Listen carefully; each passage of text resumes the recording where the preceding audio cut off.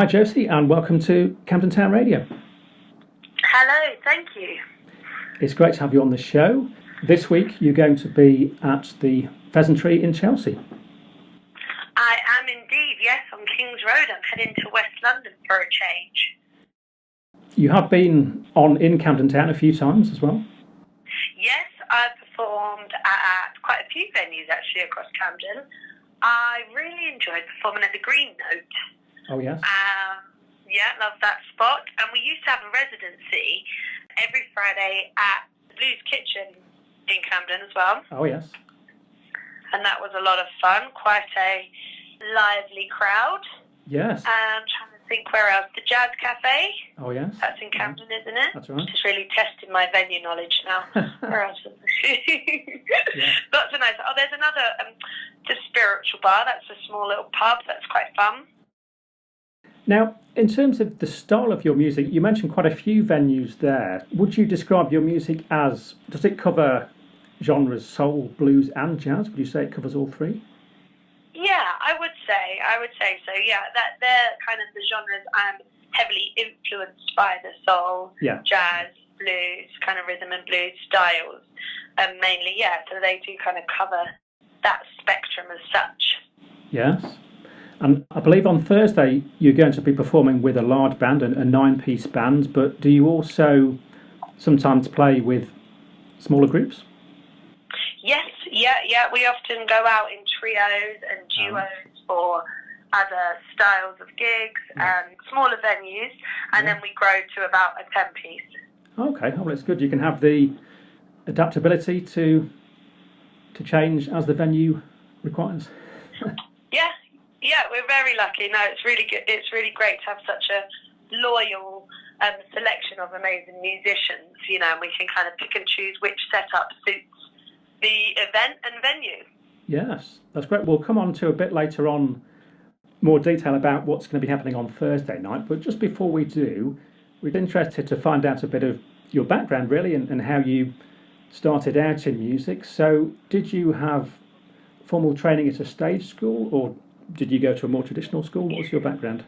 Yes, I did. Yeah, I left kind of normal school as such when I was 13 and headed to stage school at Italia Conti in London, and then I went on to do musical theatre training actually for 3 years, and then once I left that and realised that I wasn't very good at kind of fitting in the musical theatre boxes, and I wasn't, I liked the freedom to explore, and I was always writing songs, so I ended up leaving musical theatre and writing, and then that journey kind of began a good 7 years ago, where I slowly built up my band over time, and now we write all together, which is fun. So on your albums, is it a mixture of original songs with some covers there as well? On the album that we're soon to release, that is going to be all originals. Oh, right. So that's good. And it's a new album coming out quite soon, I believe. Yes. We're hoping kind of late summer, early autumn for a launch of this album. Yeah. Okay. It's an album that we wrote during lockdown, during the madness of the pandemic, and we kind of wrote it and jammed it as such throughout those months from a distance, because a lot of us had home studio setups. Without it sounding too glamorous, and then we came together when we could, and built the songs together, which has been a unique challenge and journey, but good fun. Do you also tend to write as a group of people, or do you like to sort of go away and write sections on your own? How do you usually write songs? All right, so I usually start off by writing lyrics to chords, or perhaps my pianist or guitarist would send me something, a nice hook that sounds, something I could build on, and then from there I'll write the song. So I do most of the lyrics. Yes. And then we all kind of write our own parts. Everyone has their own creative freedom to come together. All right. Well, it's quite nice when you can get inputs from you've kind of contributed as a band to the songs, and then you go out and perform them as a group as well. It's quite nice to have that. Oh, definitely, yeah. We've built on the songs together, and they've kind of come together as a unit. So we've all got kind of invested mutual interest in where we take the songs and how good we make them. Yes. Make them sound. It is quite a kind of rare setup now. It's quite an old-fashioned, really, that all the musicians kind of are the same musicians. It is less common these days, yes. So you've been with the same group for a few years now, the same. Yeah, at least 6 years. Most of us have been playing together, because we also do a lot of kind of soul for the bread and butter, soul and Motown gigs together as a band, okay. And then that kind of funds us to be independent and not signed to a label and release the music that we want to release, which is great. Yes, that makes sense. Have you got a name for the upcoming album? Oh, good question. We're still working on it at the minute. Well, I quite like doing that. To be confirmed. I quite like that approach, because there are some great albums that were only named close to when they were going to be released, because I know some artists say, well, we want to just see how we feel at the time. Yeah, exactly. And the album's forever kind of evolving. Luckily, as we say, because of the musicians that we get to, stick together and we can carry on working on it as a unit. Yeah. It kind of, once we start gigging it live, and that's why I really didn't want to put everything down too early, because I love how the songs change once we've been performing them live for a while. Yes. So that's another reason for it as well, actually. It sounds like you've got a lot of experience playing shows, which is great, live shows. Now, we did read something that you did back in 2015, I think, which was appear on The Voice on TV. Oh, you've done your research. You have, yes. Yeah, I did. That was a long time ago. What's that? 7 years ago or so. Yes. Yeah, it was an experience. I never really was keen on doing the reality TV kind of thing, but it did help me meet some people and good experience and all that. No, it was good fun. The venue you're playing at on Thursday has quite an interesting history, and it was a venue where Lou Reed and also the band Queen played. You must be looking forward to the show. Yeah, I'm really looking forward to it. Is it a full 9-piece band?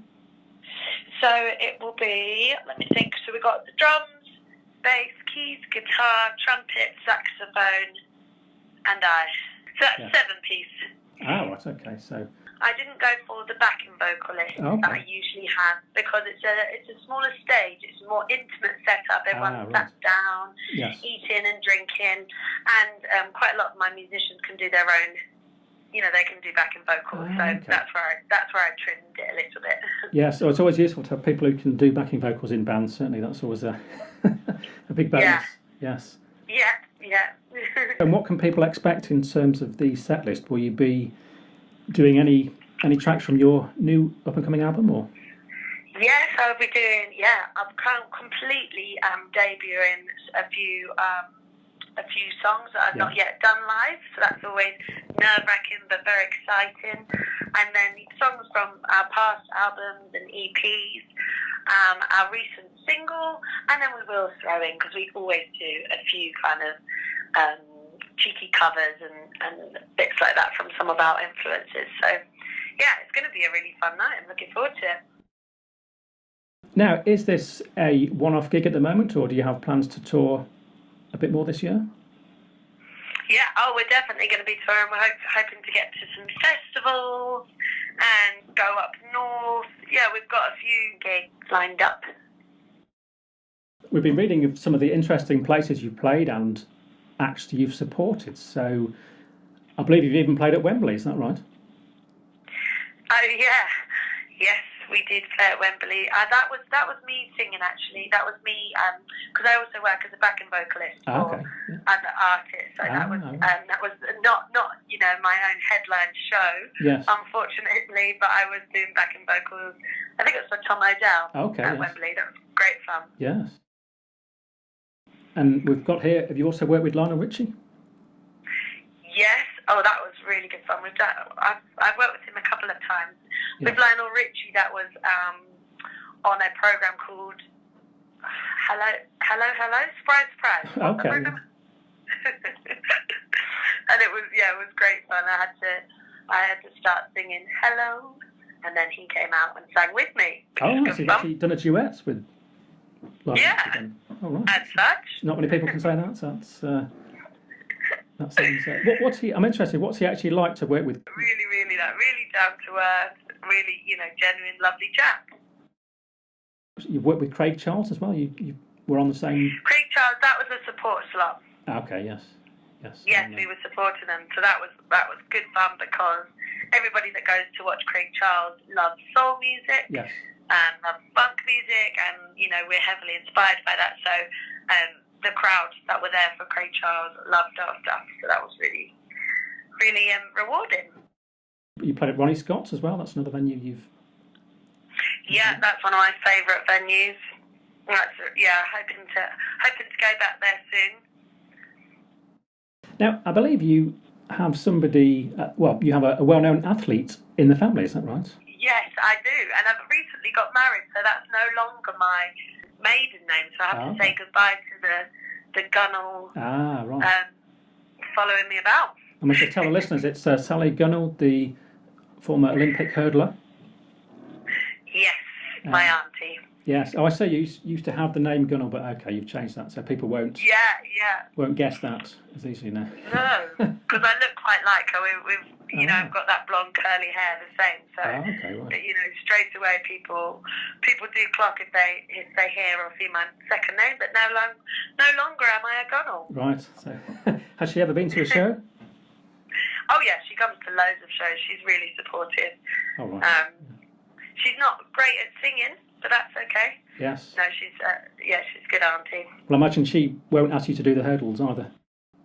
No, I'm not great at that. So we all have our talent. Yes. Actually, I think music industry can be a bit like hurdles sometimes, can't it? Hurdles to get over. There's certainly many hurdles for musicians. So, have you any plans to come back to Camden anytime soon? Not that I know, but I would love, one of my dream venues, I would love to do Coco. Oh, right. Well, it's opening again very soon. It's about to have its reopening night, I think. Yes. Yeah, that would be a good one. I'd really enjoy to perform there. It's lovely. You played quite a few venues already, but are there any other venues that would be... Well, that's a good question.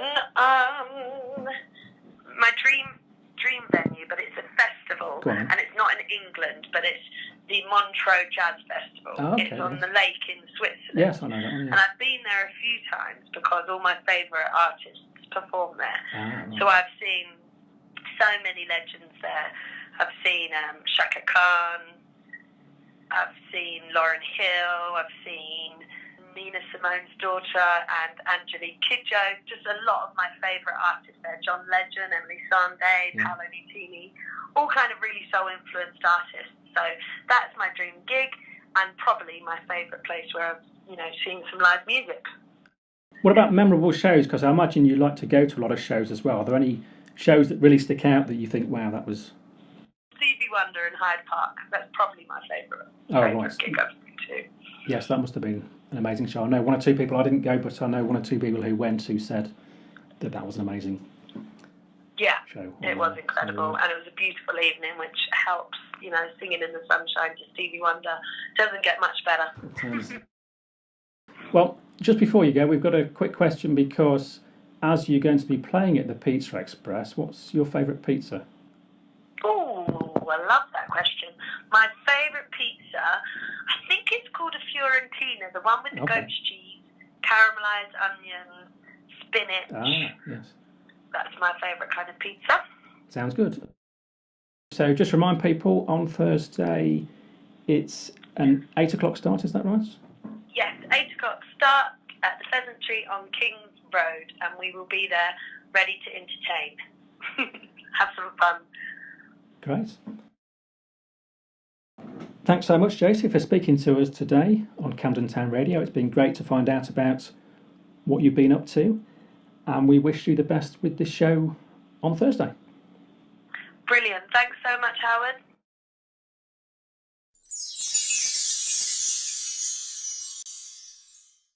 Hello, this is Jocee on Camden Town Radio. Keep rocking. Curtains closing in, the night is drawing in.